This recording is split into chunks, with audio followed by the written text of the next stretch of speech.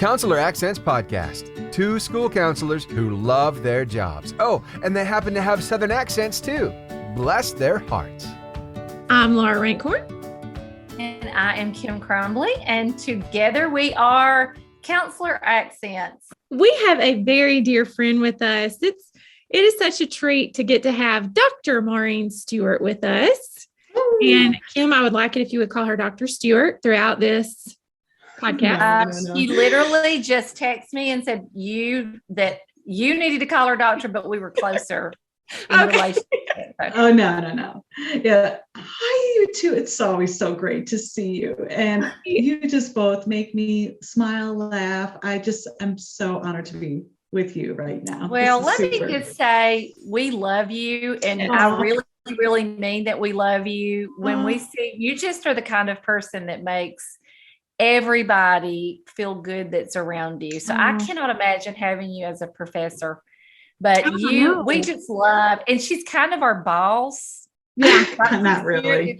Not even. Like I'm like the pushover boss, right? She is the boss, and she is one. It doesn't matter what stupid thing that we do, and we have done a lot. We do a lot. No, I can't imagine the two of you. So sweet. We just love you. Tell you, you were with me a few weeks ago because I was in Vermont teaching my grad students in a class called internship, which I know we're going to talk a little bit about. And I have to tell you, one of my students, you joined my class last year via Zoom at Northern Vermont University. And you spoke with my fieldwork students, which is the practicum prior to internship.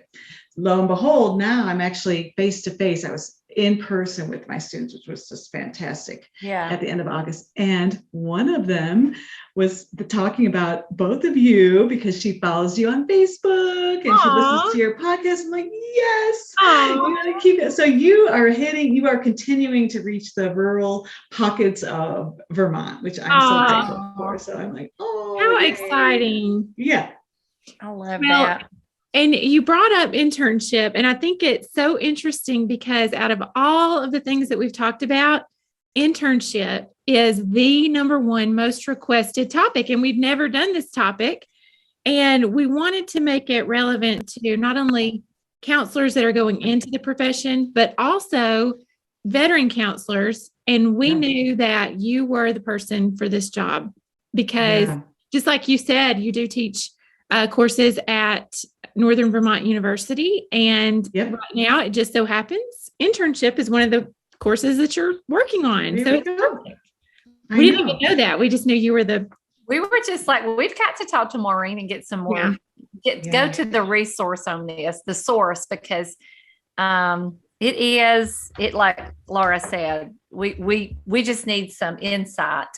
So that's what we wanted to talk to you about is helping our listeners that may be going into internship.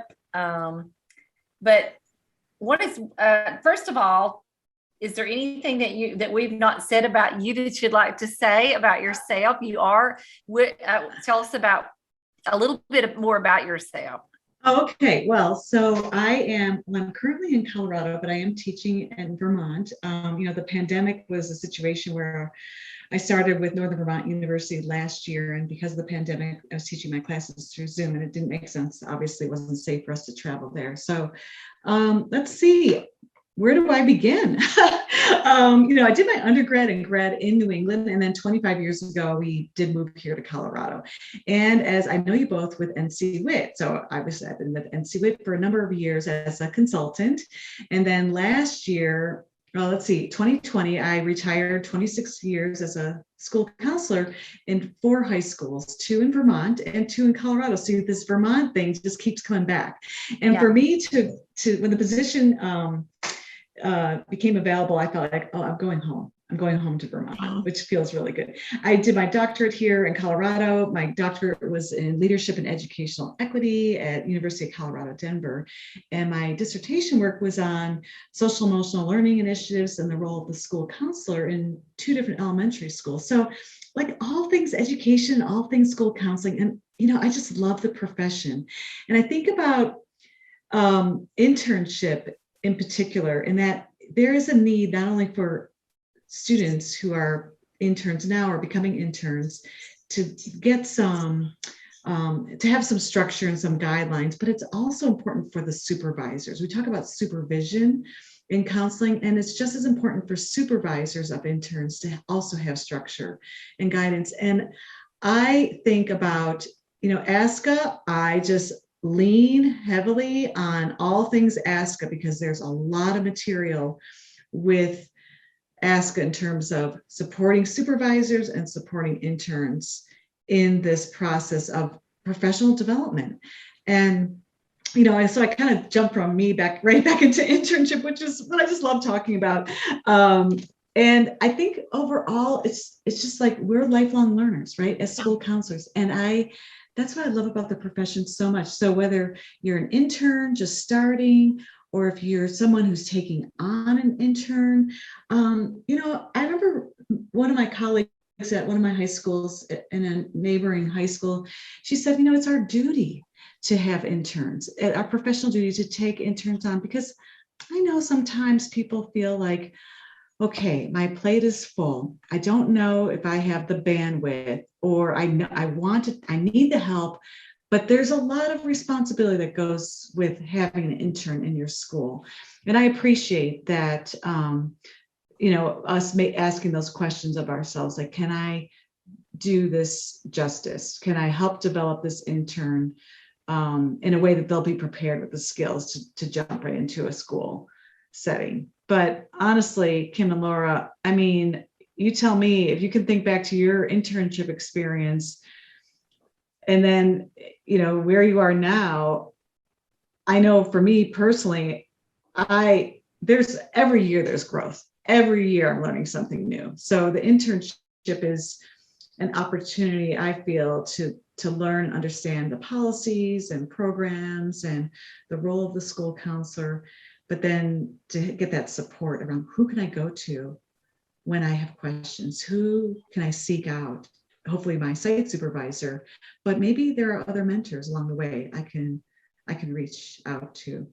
So tell me, like, what comes to your mind, both of you, when you think about your internship experience, when you were an intern as a school counselor?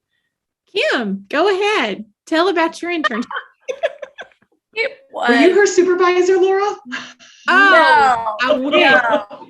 I would really tear her up. I would love the opportunity to dog her if she were. I really would need to just at some point write a book probably about my counseling journey. But part of that story would probably be not a lot of interning going on, not a lot of internship. It was more along, I don't know if I fell through a crack, but it was more along the lines of go see the school counselor where you're at. I never left my job where I was, which was a special ed teacher at that time at the high school. What about you, Laura? Well, I joke about you, but really mine wasn't that much better. But I did part of mine here in Alabama and then part in Tennessee. And, part we had to do at an elementary or middle school, and then the other part at a high school. So, I got my hours, but it wasn't like the real experience. Right. No supervisor. I never had a supervisor to visit or talk to me in person. It was just more like, I had the people helping me at my school and they turned in my stuff. So that's how we're all going to get our school counseling privileges revoked. I hope that you know. No. I did the hours. Yes. It just was in a way that I didn't find what I didn't even know what to ask or what to do. Yeah. And things have changed. And I think ASCA has recognized that supervisors need support. Yeah. There's not a lot of coursework around being a supervisor of an intern. And so there's a huge need. And then of course the interns, but I think about the skill set. It's an internship is just that baseline preparation, but where do you know how to find your answers? Do you know where to go to? And I think about when I was in Vermont back in August teaching my in-person classes, in the beginning of my career, I was school counselor in 2 different high schools in Vermont. And I'm 57 years old, and my mentors at the time were probably about my age now. And I had the opportunity to see them recently in Vermont. And these are 2 women, Nancy and Doris. And I tell you, what got us through, what got me through, and it wasn't even an internship. It was my first year. It was humor. It was laughter. It was them finding, humor in the everyday nuances of situations. And I had the opportunity to have dinner with them. And, they're in their mid 70s now. And we were talking about way back when we were all together in the high school. And they were sharing stories about, still different students that, do you remember this student? Do you remember that student? And, this profession, we make a difference and we don't even realize, I know we realize that, but sometimes just those small acts of walking down the hallway or greeting someone in the parking lot or answering that phone call or responding or just saying hello. And it was just really neat to be with them recently because they were my mentors. They were the 2 women that helped guide me in the beginning stages of my career as a school counselor. So it was after I earned my degree. And I think internship is just that springboard to hopefully landing the interview and then the first job. And then interns, be patient with yourself and be patient in the first few years and beyond, because every year is a different year and every year has different issues that are presented. Your own internship, was it, you had the mentors. I think mentorship, when you were talking about that, I was just thinking school counselors, listen, find that mentor, even no matter what stage you're at, have somebody that you bounce ideas off that's gone there before maybe. Right. But how was your internship? Well, my internship was similar to yours. I didn't know what I was doing. I had no idea what, just give me anything. I would meet with some students individually. There was a little bit of guidance, and we used the term guidance in those days, and now we don't use guidance counselor anymore. We were called guidance counselors. We were guidance. It was the guy. Now it's school counseling. So that's the other, topic of, we look at data, we make decisions. But my internship was just to get the experience of being in a school, understanding the culture and climate of a school, and understanding generally speaking, what some of the issues that come to the school counseling office. But I think about, I was asking my friends, mentors, when I saw them recently, what I was asking them, like, what advice would you give to my interns who I'm now teaching? And they said, they need to hear the stories. They need to hear the kinds of situations and experiences that counselors have, what a typical day is like. They need to have someone talk to them about what it's like and how do you do that? How do you do that in an hour session? Or you could go, there's so many stories. And I think that's what's super exciting about the profession also, is that every day is a brand, there's so many different challenges, and we're problem solvers, and we believe in education. And but I think that mentorship is my internship similar to yours. I don't remember hardly like where I was or what I was doing, but it's my early years in my career, and every year, all 26 years, every year was always a learning year. I even told my principal, I'm your new school counselor. I'm your new guidance counselor back in the day, and I don't know what I'm doing. And thank heavens, he said, and I'm your principal, and new principal, and I don't know what I'm doing. We've been together now for all these years, and we have both said we're neither one leaving, without really good heads up to the other, because, it's kind of been a team thing coming in you together. Right. And what the other thing, I remember, I don't know, I think I shared with you both this app that's called Clubhouse. It's like a podcast kind of app, whatever.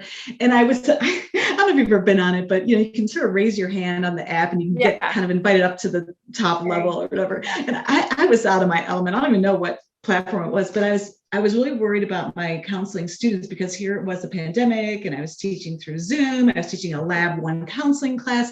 And I said, what can I tell? Any advice to give these grad students? And they said, and of course it's common sense, keep working on your communication skills, keep working on networking and fine tuning those communication skills. And that could be email, text, your humor, Kim, with your principal. That was a bond that the two of you had because you knew you have that, I'm sure, that connection.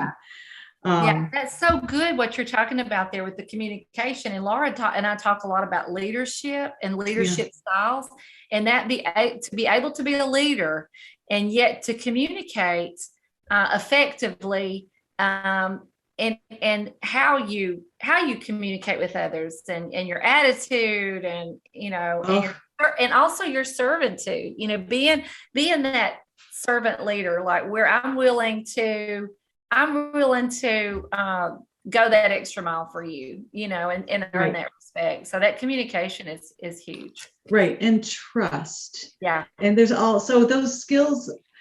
So I love working with my interns and also I'm sure it's where you are, but there's a huge need. The demand is tremendous for school counselors and clinical mental health counselors across the board. So all of my interns are also in a unique position where they're actually full-time employees of the schools.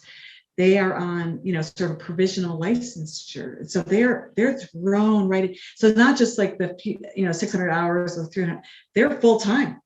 And they're learning. So the support, they have the site supervisor, they have me. Once I am out there again in Vermont, which will be happening next week, it looks like, I do look forward to visiting each of my students at their school. And I said, all I want is a tour of your building initially, just an informal tour. Show me where the cafeteria is, show me the library, show me what it looks like. I want to see, get a sense. And then later on, we'll do that formal visit with their site supervisor, because the partnership between my role as the counselor educator at the university, I need that site supervisor. I need to be a partner with that site supervisor so I know what kinds of needs each of the students, the schools have, so I can bring those into the classroom when we meet. I think the students who are asking these questions of both of you, they're probably in a situation where they want to make the most of their internship or maybe even possibly find an internship. Are those the types of questions that you're getting, or what sort of queries are going with internship in general? Well, a lot of what you're talking about, we've gotten some specific questions about when they start their internship, how do they bring value while still balancing the fact that they're new? A lot of questions about, well, let's just start there. How do they bring value to their site supervisor? Okay. Well, I think of some interns I have had in the past, and I think of one in particular who was, or one or two are my favorite, and one in particular, she helped come up with solutions to, I don't want to say simple issues, but issues that just had to do with operational sides of things, such as how can we develop a system to get students to come into the postgrad center? Or how can we develop an organized system to help gather the data? So she took the initiative. And so I think interns take the initiative, ask. And actually, I told my interns in my schools, please knock on my door and ask if you can come in, because I might forget that you're hoping to be part of a family meeting or individual or group meeting, because as school counselors, our days do fly by and we may forget that the intern is seeking that experience. So sort of not pushing, but really advocating for yourself, saying, hey, do you mind if I sit in on this meeting? Oh, thank you for asking. Yes, I do want, is it okay, mom, dad, student permission? Yes, absolutely. So take that initiative. Don't be afraid to ask. And look for opportunities that you can help solve some problems within the school counseling office. And it can be administrative. It can be, can I help gather the data on the last college information night? Would you like me to come up with a pre and post survey? Would you like me to help get some of these students when I look at the attendance and meet with them individually? Because sometimes when we're the school counselor supervisor or just school counselor, we're also, our wheels are spinning. I was trying to manage our own caseload. So I think taking the initiative, trying to look for ways where you can develop your own sort of little project within the internship experience, because that's something that you'll bring to an interview in the future, saying, well, I was an intern at this school. These are the types of activities I did. My deliverable is, this is what I provided for that school experience. So don't be afraid to ask. Yeah, that's really good. That's such a good tip for both the intern and the site supervisor, because I can see, like, as a site supervisor, I would never want to hurt anybody's feelings, but you do get caught up in your day and you can forget, and then you wouldn't want them to feel overlooked. So just asking to be a part of it. Right. Asking. I think that's good advice for new counselors too, if we can slip this in there for those meetings that might be happening at the school, just to ask your administrator, hey, do you care if I'm a part of this? Right. Because they may not think. Right. They may not think. And it's also that leadership side of school counseling that I think we're looked upon as leaders, but we're not in that traditional role of the principal or the assistant principal, so we are influential leaders, and we do have a pulse on so many of the stakeholders, the students, the parents, the faculty, so that's what I love about the profession. It's like, just get involved with something, find a project, take the initiative. The other thing is, oh my God, if I had a penny for every mistake I made, we all make mistakes. And I try to share as many of the mistakes, maybe not the super embarrassing one. No, those are the best ones actually, but we all make mistakes. And I try to share with my students, these are some of the mistakes I made early on, or even later on in my career. And I'm sharing these stories because I don't want to make that same mistake, learn from what I did wrong and being aware. And so I think that self-awareness is important for all of us throughout our entire life, career. I mean, as counselors, of course, we need to be self-aware, but no, we really do need to be self-aware of how we're coming across to others. And what can we do to change if there is something to change? That's really good, because when we talk about leaders, that bull leadership type, and we have ran into new counselors who I don't know, maybe are should I say pushy? Is that they are pushy? It's like they're overcompensating for their newness, maybe. Yeah. And they're not self-aware that they're really rubbing people the wrong way. Instead of, they might have a great, and we have said this, the folks that we know that they really are, it's like they're burning, people are just not responding to them. And it's because they're coming on, too strong. I don't know, I guess so, too strong. And they're not self-aware that that's what's going on. And we're like, they're great. You've got to be, I don't know. We're like confident enough to say, we think you're doing great, but we can see that you are coming across to other folks. And how do you address that as a supervisor? Well, so I'm going to show you, and I know you have access to this, but ASCA does have this Making Supervision Work book. Okay. And it speaks directly that supervisors do need to have the framework to provide feedback, just as much as the interns need to receive that feedback. And I think sometimes, it can be difficult for people to be evaluators of others. So building the confidence in the supervision side of things. And so that's that partnership between my role and the site supervisor. It's like there's, a checklist and evaluation. These are the expectations we have for a student to become licensed as a school counselor. But part of it is critical that the site supervisor does provide feedback to the intern. Now, once someone's employed, and then they're in that role, how often do we have possibly an administrator who is our evaluator, possibly someone who's an assistant principal or a principal who doesn't have that school? I don't know if either of you have a director of counseling who might be. You do. You both do. Oh, you're fortunate.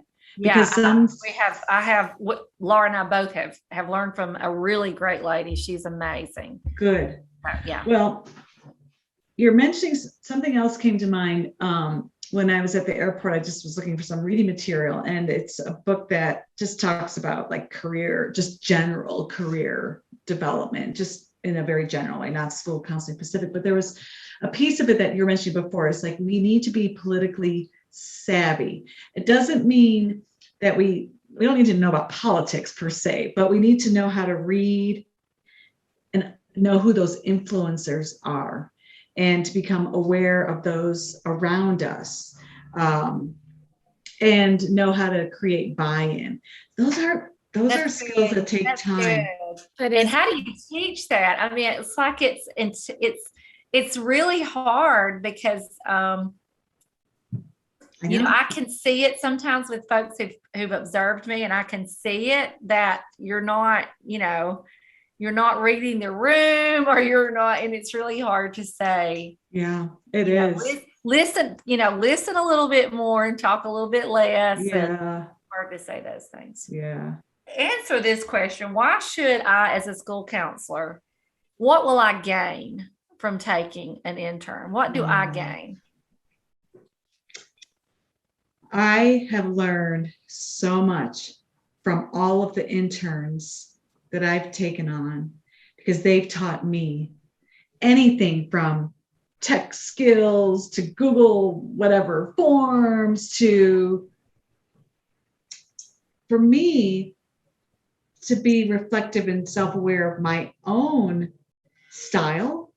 And when the interns would, sit in and listen to a meeting I would have, or sit in and observe, or help share in the class presentation, I grew as a professional just by taking on the intern. So for me, whenever I've had the interns, I felt like it was a shot in the arm for me professionally, just to get that boost on, we can come complacent I could come complacent in my work. And so it was maybe challenging at times, time-wise, like the time scheduling of things. Yeah. Yeah. But the benefit, of course, far outweighs, any commitment that goes into it. And it's also just working with we need counselors, we need school counselors, we need professional school counselors across the country. I mean, the demand is tremendous, not just in Vermont, but I'm sure it's in your state as well. It really is. I mean, and it's important. And again, I think it's that, I know the interns I have great relationships with them now, and they're professional school counselors, and it's that continuing mentorship. So like, as I was speaking to the two, Nancy and Doris in Vermont, who are in their mid-70s, they're still my mentors. I still connect with them. And that's what's so great about the profession. And what I love also, I have to tell you, I have almost 50% men, 50% women in my classes in the school counseling. Oh, that's great. So more, I'm a little surprised. I think, men and all genders are looking at this as a really viable career option, where, people can make a big difference in our young students, and with families as well. Yeah. So I don't know. I just love the profession, but I think there's work that has to be done continuously, like just any kind of lifelong learning, ongoing professional development work. Like I know, ASCA has those university specialist certification programs. Those are fantastic. And for even current counselors, they can log on and develop, get some CEU credits, which might obviously help them with their own personal advancement, say in salary, whatever. But it's also like, oh, I need to stay current on trends and what's happening in education. Yeah. Yeah. So on a similar note, if you don't care, for me to interject a question here? What about the supervisor that may be having some apprehension about bringing somebody in because maybe they don't remember all the theories and the theorists, and they may not ascribe to a certain type of counseling? What would you say to that counselor? To the supervisor? Yeah, the counselor? supervisor. Uh-huh. So it sounds like they might be apprehensive, or they may not be 100% aligned, or maybe it's been a while since they've been in school themselves and they aren't quite sure they will have the skills to support a future counselor. Well, I would say, number one, give it a try, and also same thing, do what I did, try to find ways to develop professionally, to learn more, and sort of turn the table.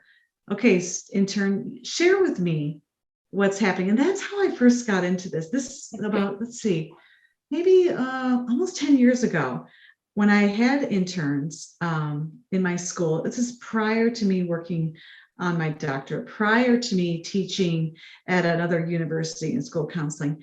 I would ask them, what are you learning in your graduate program at your schools? Tell me what you're learning. And they would share with me some of the theorists, some of the topics that the instructors like me were teaching them. And that is what motivated me to go back to school, to then, understand more of what are the students getting, so I can not only support them in the school, but also be a part of it in the classroom side of things. But I think same thing, to being part of members, being part of state organizations, having state, serving on, committees or boards, attending meetings, stay involved with what's happening in your state and community, because it's important, and it's going to help offer like a more quality, school counseling comprehensive program overall, if the supervisors are also staying current on trends. And Laura, I can see that kind of like companies coming over and you get your house in order. Uh-huh. I can see interns come and let me practice and freshen up. And I think that would be a big bonus and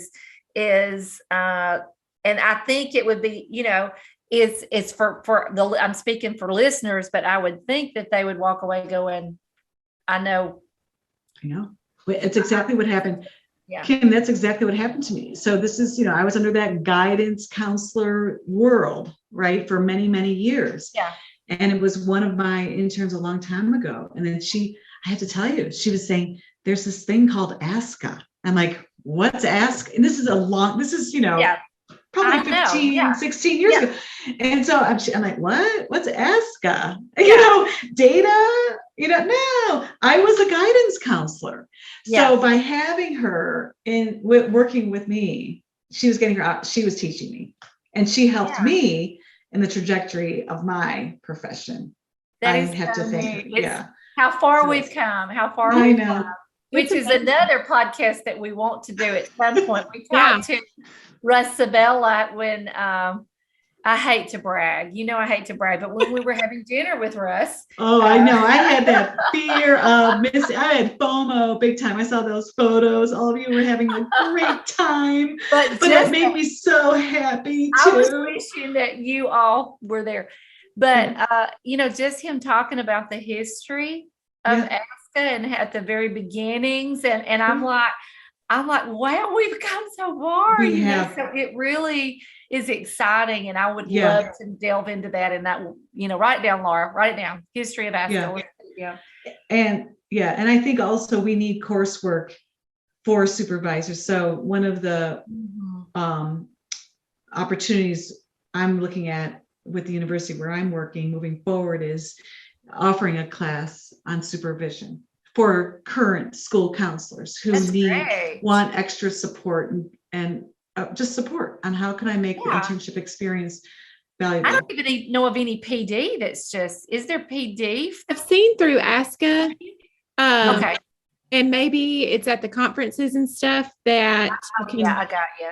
That's great. But I think that would be a great, there's a great opportunity. There's obviously. a need. Yeah. Yeah.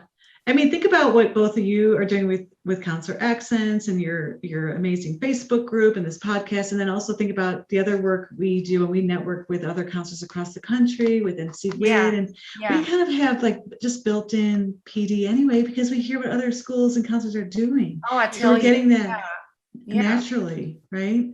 What would you say if I'm going to really, really put you on the spot here? Okay. Uh-oh. Because I know you and you love being on the spot. You're okay. Give it. Here we If go. I said, give me 3 mistakes that you see interns make, that's a hard one because we've talked about mistakes and it's okay to make mistakes. But I could just hear interns, if we could prevent that, or they're thinking, what would 3 things that you think would be mistakes that you see interns make? I think, I guess, unwillingness to take a risk. And if that risk means, and I don't know if I think it's part of the development, but I think, finding comfort by not stepping out of their comfort zone. Like, a mistake would be not stepping out of your comfort zone. So if that comfort zone is approaching maybe a teacher to ask about a student, that could be an intimidating thing. I know I had an intern who had to approach a teacher who had a very sort of cold demeanor, and she was really worried about asking him a certain question about a student. But you have to break through that. So stepping out of the comfort zone. That's good. Asking questions.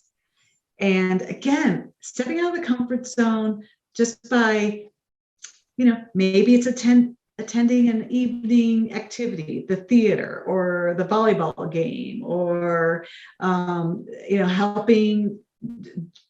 helping any of the administrative staff with just some administrators, because those are our stakeholders as well. Yeah. So everyone is that school community. It's not just the counseling office working in isolation. It's everyone that works together in that community. So I think that number 1, or number 2, so it's comfort zone number 1. Number 2, we gotta laugh. We have to find humor, right?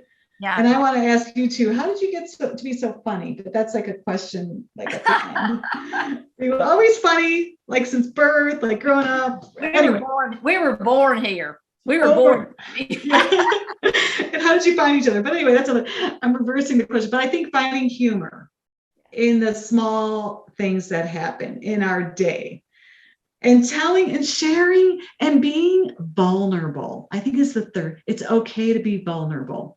So for instance, this morning, can I tell you something that would be something I would tell my students and colleagues if I were to go into school tomorrow? This morning, we went to play pickleball. And it was one of the first times we've ever played. Either of you ever played pickleball? Do you know what it is? Oh. It's like a combination of tennis and ping pong. Okay. Like it's like ping pong with bigger. We're newbies at it. We were with another couple. We were at these courts nearby. There are some people who are really competitive pickleball players. So we weren't keeping score correctly. We were just like, it was the ball, So then someone's like, ooh, they said non-pickleball warning, alert, non-pickleball players. I'm like, we're new to this. So, sharing stories of vulnerability, of, making yourself human with your students, with your teachers, with your parents. Oh, that's good. Developing the connection. And I think maybe that's like the third or fourth thing is I think it's just really important to try to find a way to connect, and don't be afraid. Don't feel like you have to have all the answers, because the answers do come from, we want them to come from the student or the parent anyway. We sometimes, I think, are looked upon to have the answers, and we have to know to turn that table and let the student or the parent or the teacher come up with the answers, the solutions to the issue at hand.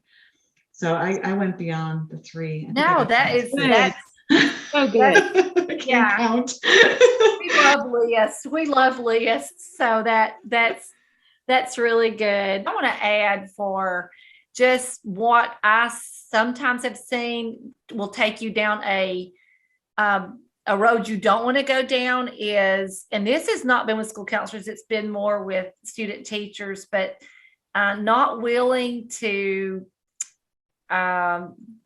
just not willing to work, not willing to, like would, stand by a student may have had an accident, spilt the milk or whatever in the cafeteria. Yeah. I'm telling you, there are people watching to see if you think that's your job. And we look at that and we talk about that. You may not know that, but we're looking at that student teacher to see if you're willing to do what it takes. Go ahead. If you see a wrapper on the floor in the hallway, are you picking it up? Or are you waiting for someone else? Yeah. And I think, and you brought up another really good point that hopefully interns would always go to their site supervisor if they're ever in a sticky situation, but beginning counselors, veteran counselors, don't make difficult decisions in isolation. Make sure you always reach out and find your colleague friend to hash things out. Wait 24 hours if it's an emotional issue, but if it's a crisis or a safety issue, don't go home at the end of the day if there's something weighing on you. You just need to pick up the phone and call someone or call your principal or call your supervisor, because there's a lot of, these are people that are, we want to keep students safe and families safe. And if there are really difficult situations that come up, and we want to make sure our school counselors are protected also, and that they know they have the training to don't make decisions in isolation. You have the support of others to help with difficult situations. So it's a big responsibility being a school counselor. And it's also a super fun job, right? There's a lot of energy that comes with the profession, and creativity and opportunities to just develop your brand, right? Yeah, to develop that program. I mean, it's more than just yourself. You're developing a whole program, and it may be with just a few other counselors, it may be by yourself, but you're absolutely right. You're given the freedom to develop that program. Yeah. And so it is a very rewarding job. Well, I have a couple of more questions from some of our listeners. Let's talk about our counselors. We're in this place where some schools are in person, some schools are virtual, some schools start out in person and then go virtual. So we have a couple of interns who only have virtual experience, and they're concerned about securing a job having only worked virtually. So what would you say to those counselors? I have two nieces, and one is currently a school counselor in Portland, Oregon, and one is a graduate student in school counseling in San Diego. And her internship last year, she was in New Jersey, and her internship was in California through Zoom. Yeah. And but it's the same. Don't worry, students, if that's been your experience, you've had to develop some skills that are going to carry you through, even when we are all back maybe to normal or the way things work. But you also have developed, and things may not go back to the way things were. And maybe it's better if they don't. Maybe there's opportunities to reach other students who are, maybe they're homebound. They can't get to school for whatever reason, not just pandemic, just other reasons. Now, these students who've worked through Zoom, they've developed their communication skills beyond what a veteran counselor who's only been face-to-face has done. And everyone has been in that situation. Yeah. I think we forget. Sometimes we feel like, am I the only one that's been in this Zoom world? And that's when I was on campus and in person, just not only the joy I felt was seeing people outside of a Zoom screen, like the full length, bodies, but them seeing each other too, like, oh my gosh, that's who you are. You're that person, You're it was just shorter, you're taller, yeah. I have no idea. That's I know. Like I'm really, 8'2" right now. Like you wouldn't know that, right? That would be Laura. When you see her, you will be looking up. We have so many people that ask us, say, I had no idea you were so tall. And I really don't either. I forget that I'm so tall. So I know. And the thing that I've liked about Zoom with teaching my students is that I've been on that equal platform. We're all together. I'm not sitting at the front of the classroom, and That's good. So. That's good. But I think don't worry. They've had to develop the communication skills to be to get their messaging across. I know you both so well, I feel, and I have never met you in person, right? That's so strange, isn't it? So I know. Yeah, you're right. And so you can develop relationships with others in this platform. And you could, just like Jane Goodall, she did some work with, obviously chimpanzees and reading facial expressions and how we as humans have adapted and we're adapting and changing. She did a talk with NC Wade a while ago. We've had to adapt. We have adapted to reading facial cues and tone of voice or watching the body language just on a Zoom screen. So yeah, students, don't worry, you've got it. And when we do go back in person, they, when they go for their first interview, they'll say, I can adapt. I know I can because I did. Yeah. That's good. That is good. What's the best way for them to secure an internship site? Some of them have asked, do they need to send out resumes? Do they need to go through an interview process? How would you recommend they get the best internship site? Okay. Yeah.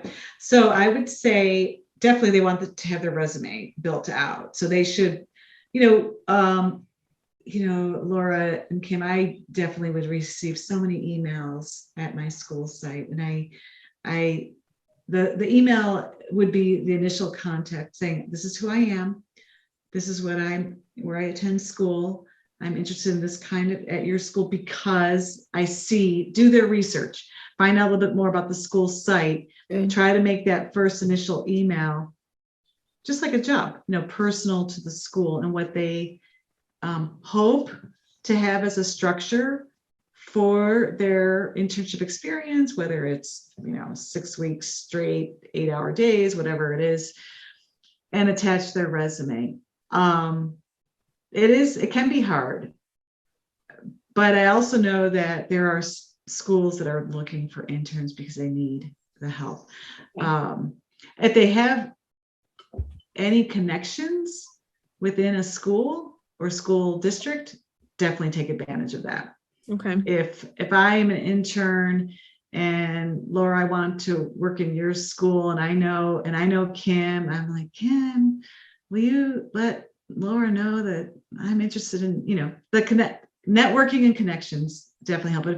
And also every school is going to have a different feel and making sure they understand what the culture and climate of a school is to make sure it's the right fit also.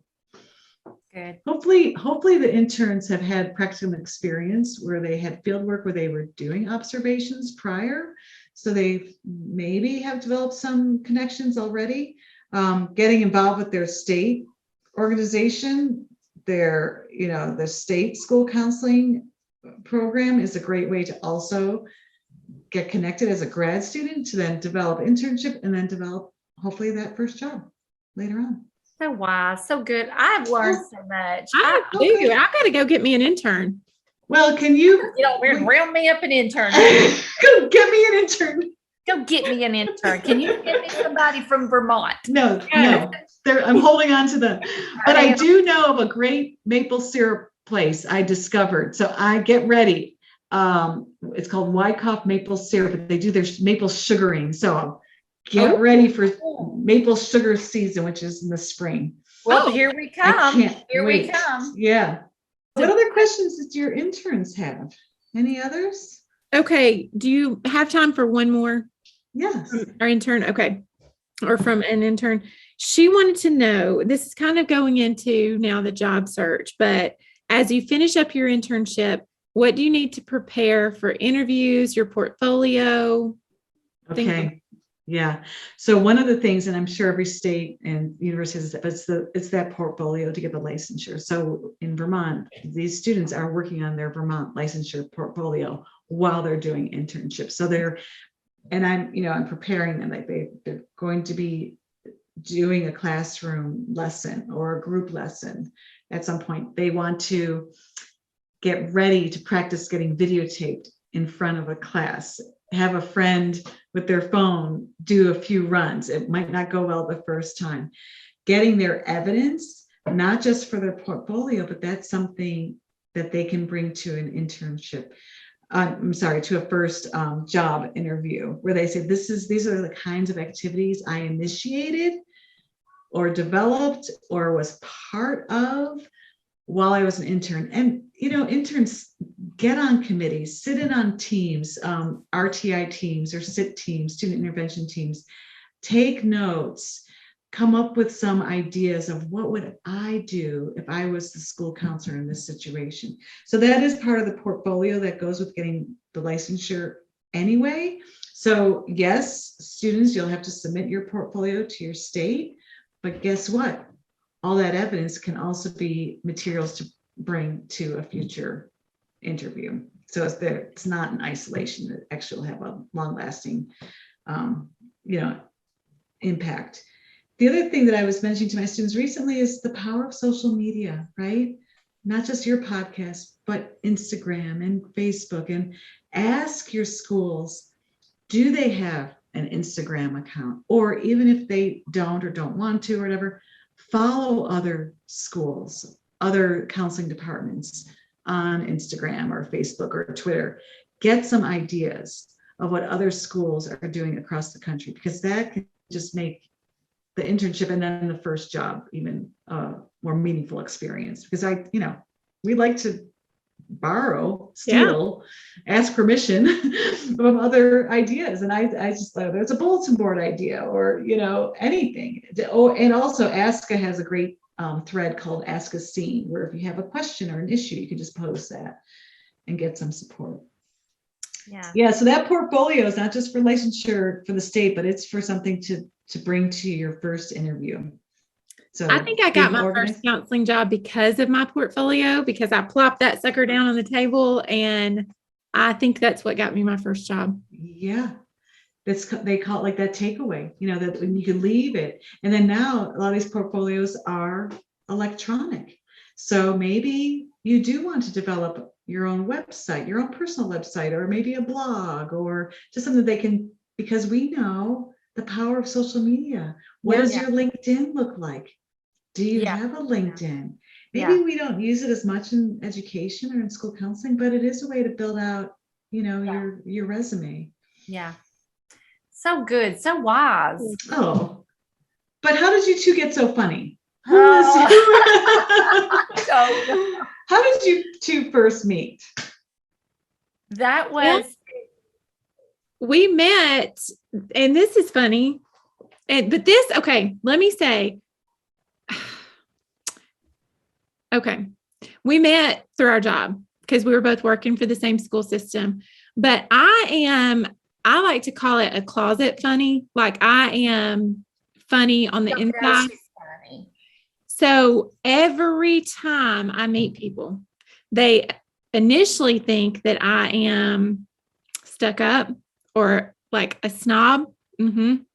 But really, that's not true at all. And so Kim thought that I was like too cool for school, but really I'm just studying the room and I am observing all the funny, and like there's a party in my head. So Kim and I got put on the same like kind of like committee type thing. And then we discovered that not only did we both believe in ASCA and believe in doing things the right way and stuff like that, but we also have that power to visualize scenarios and then relive them. And like we could tell We could tell a story right now that happened 3 years ago and still laugh just as hard. Oh yeah. Person. I've been part of that. Yes, you have.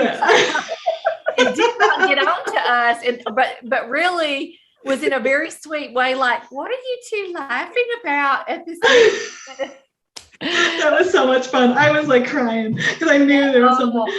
Yes. Well, that's cool. Hey, something else. I mean, I'd love to read. And I hope, I mean, I know you both do as well, but there was a book that I picked up and I just have things sitting around. And have you ever heard of this one called Humor Seriously?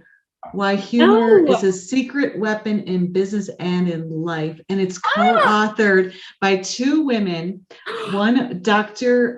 Jennifer Aker is Stanford Graduate School of Business. Naomi Bagdonis, she's lecturer at Stanford Business. So these are co-authored. And just the importance of humor in our workplace. And that's, school counseling, rewarding, stressful, demanding, and it can be a whole lot of fun. And you want to get your tribe, get your people around you that make you laugh. Yeah. And like when I saw Nancy and Doris, we were laughing again at all the situations that happen. And we need that because it's the best. It's like our to be with your friends and to be able to laugh with your friends like you did with your mentors.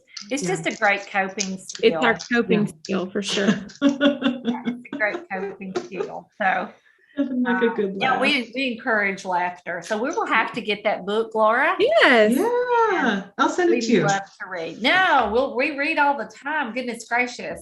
You're so sweet, Maureen. I'll send it to you. Gosh, I want to be like Maureen. Well, thank you. Any other questions for us? I don't think so, but thank you so much for inviting me to be part of this. She has a great podcast. Yes, tell us about your podcast. So my daughter Maggie and I started a podcast a few years ago, and it's called What's Your Take? And it's a mother-daughter duo. And I honestly thought I was going to get fired at one point because she's like, Mom, when are we going to do the next episode? Like you two are super organized. And, and my daughter was like, Mom. Anyway, I'm like, so don't fire me. But anyway, I love it.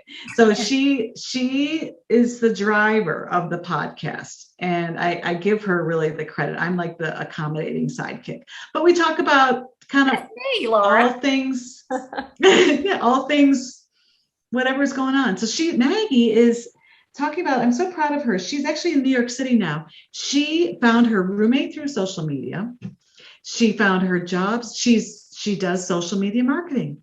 She works with a few different companies, and she's in this fashion photography, social media world, and she loves the podcast. And I'll tell her I'm on this one. She'll be like, hey, but so we have fun doing that. And she posts questions on Instagram, like listen to our latest podcast and what do you think? Like, what's the way that maybe you cope, or just whatever topic it is. But it's that generational, like what's my take? What's her take? And that's great. I am so glad. I'm going to have to figure it out because she's in New York and living the New York City life that you do when you're 25 years old, right? How fun. Her bedroom is the size of this Zoom screen, literally. I bet. I'm super proud of her. So yeah. That's awesome. That's fun. It sounds like you've got a lot of things going. I know you've got a lot of things going. Yeah. Yes, we do. Yeah. So it's all good. Yeah. Keeps us going, keeps us young. Well, thank you so much for having me. It's so great to see you too again. Yeah. I know we love you, and anything we can ever do for you, let us know, because you're one of our favorite people. Seriously, we just admire you and respect you so much. Thank you so much. So you're so sweet. Thank you so much. Oh, you're the best. I love her. Is she not the best? She is the best. She really is the sweet. I cannot imagine having her as your, I know. I imagine how sweet she is with us. She's so patient with us. She's so patient. Did you say patient? I did. That is exactly the word. She just thinks and she likes, at least she She gets us. She gets it. Gets There's us. no way we could have stopped laughing that one day that we should have gotten in trouble. There was have been in big trouble. I guess I know people out here listening have been in those situations where you really do not need to laugh. Do not laugh, because this is not an appropriate time to laugh. And you that cannot. makes it worse. Everybody's been there Yeah. where you're like, you're just starting to sweat a little bit because you're like, I've got to laugh. This is so funny. And then If somebody had offered me $5 million that day to stop laughing, I could not. I would have still laughed. It's just the fallout where you're falling out.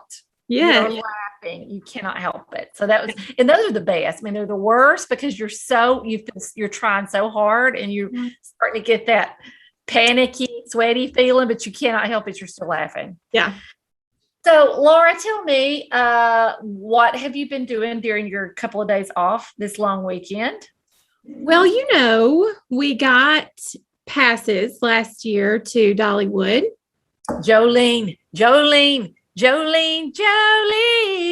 Gosh, you sound just like her. I thought that I did. And I know other Dolly songs too. That's the one most familiar. Yeah.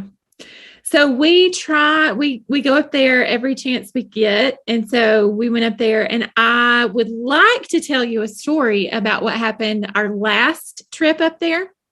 Please tell me. Okay. So we stayed at a hotel with a fantastic pool, and I've got two girls.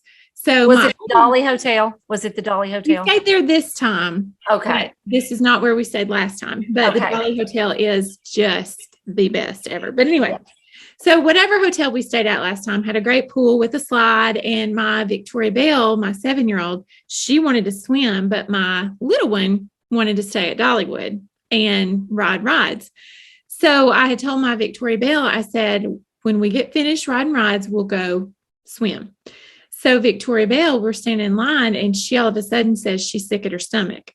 But I was like, I am not going to be manipulated. We are not. Oh, I've seen that. I've seen that parental will not be manipulated by my child. Before. We're not going back to the hotel. Just, you think you can claim a sick day and go back to the hotel and swim? We're not doing it. So I made her ride that ride, and then I made her ride it again and ride it again. So we are walking down the little pathway, and I see her she's not looking right. And she says to me, Mom, I think I'm about to throw up. Well, when she says that, I know I have a 5-second window to get her somewhere. Over a garbage can. Mm-hmm. Yes. Well, there is no garbage can. There is nothing but this Dollywood stream where kids are playing in the stream, and I could not do it there. So I take her and twist her around, and just in the nick of time, she throws up in the flower bed. Oh, and, I mean, it's bad. And I won't go into detail about how bad it is, but I'm holding her. Imagine me holding her over this fence. She is enough. All I'm going to say, I look up, and there is a couple taking like engagement pictures. So now forever, if they look close enough, they will see Victoria Bell throwing up. Held up, throwing up. And they'll see my face, like, because when I finally realized it and I looked up, I'm like, shocked. So if you have that picture, if that's you out there listening and you have that picture, please tag us in it, because that's the best. Oh my goodness. And I know you felt like the worst mother. I felt awful. Yes. Turns out she wasn't just wanting to go back to the hotel and swim. Turns out she had a virus. Yeah. Oh, whoopsie. Missed that one. Yeah. Well, I have no story. Okay. Because I didn't get to go to Dollywood. Okay. Sorry. So I did ride my golf cart down the little road here to go to the community parade, which was precious. The little community parade is so sweet. You got the band and you got the ball team, and they drive by and you wave. It lasts 10 seconds. You get lots of candy. And so it was that kind of stuff always just makes me feel really good. in my heart. That's like all American and just, It was just really, really sweet. You know. It's like a country song ought to be made from that scenario. Yes. So it was really fun. And, we've got a medically fragile child, so I have to be really careful. Please hear my heart when I say I don't get to go to Dollywood. I hear you. I knew exactly what you were saying. Yeah. But I want you to go and have a good time and then talk to me about it. I just live vicariously through you. But this was something we could get out and do, all of us, and see everybody. And it was just a lot of, because it was outdoors and beautiful day. So it was really good. And right now I've got ribs on the Barbie. I don't know what that means. I have no idea what that means.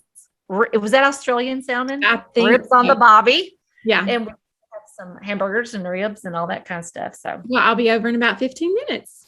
Okay. Wrap this thing up because I just thought of ribs.